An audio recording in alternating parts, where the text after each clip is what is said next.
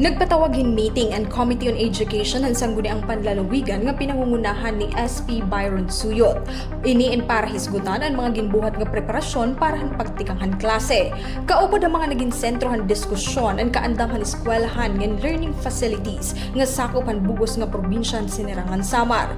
Ang kadamo hiton magturotdo nga non-teaching personnel sugid man ang enrollment status para hining school year. Sumala ang mga tinaglawasan DepEd Eastern Samar nga Borongan City Division, bisan kung padayon pa iton enrollment, nga diri pa final iton list of enrollees, nagtitikaguti iton kadamuhan nag-i-enroll. Our data in Eastern Samar Division, this was last during the Oakland Balik Eskwela monitoring. At kung adlaw, attorney, ang present na ato na naman planning officer is nasa 67% pa lang naman yung nare-record ng aming opisina regarding the enrollment compared sa last year's enrollment na nasa 65,919, but that day nasa 65,000 pa lang compared to 97,000 ng last year on the same OBE week. So nasa 67% pa lang yung recorded, which means during that week talaga po na hindi pa po naka-count yung enrollment. Pero kasi attorney, ang nangyayari dyan is yung naka-count ng aming enrollment is yung through sa LIS yung official lang po.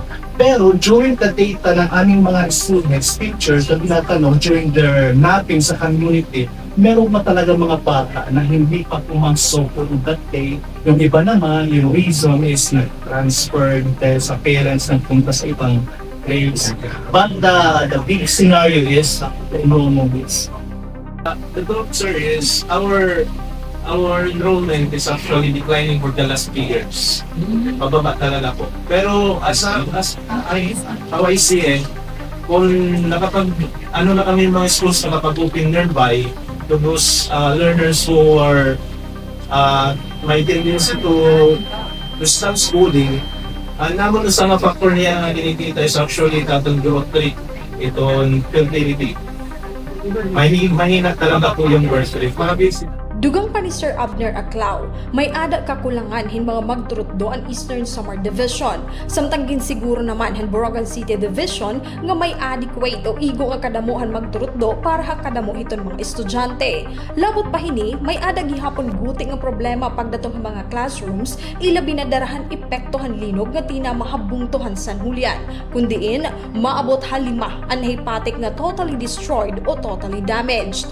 Dara naman ang mga kabarakahan na hitabo nga insidente panmusel dito ni eskwela na Tacloban City, kundiin mga estudyante nga mga minor de edad ang ginaaligar nga offenders, ginhisgutan gihapon didahan meeting ang ginbubuhatan eskwelahan, mga otoridad ug iba pang ahensya para masiguro nga maiwasan ang sugad nga trahedya dinhi ha probinsya. And even before the incident that transpired in San Jose, sir.